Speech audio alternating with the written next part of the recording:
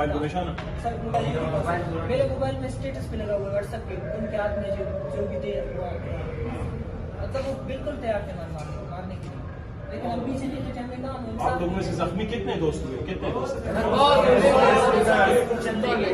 वो भी हॉस्पिटल में चले गए। इसके कपड़े भी फाड़ दिए, कपड़े ले आए फिर उसके लिए नहीं सर, कल्चर डे था सर, कल उसका कल्चर डे था। अरे सर कल कल्चर डे भी था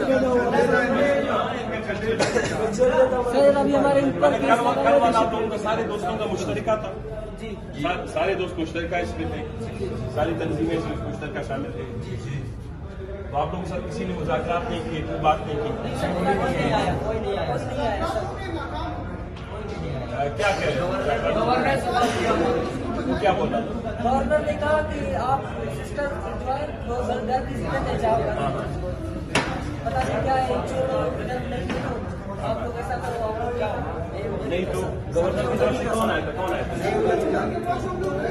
उसको पता ही नहीं कि कौन कंडक्ट करेगा, HEC को और PFC को मिक्स कर रहे हैं। फिर उसके साथ रज़ाक हमारे प्रतिनिधि से इशारे पता है कैसे वहाँ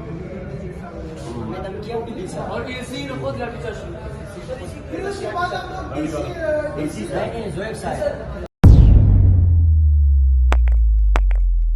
रोजनामा कुदरत की वीडियो देखने के लिए अभी YouTube चैनल पर सब्सक्राइब करें और बेल आइकन पर भी क्लिक करें।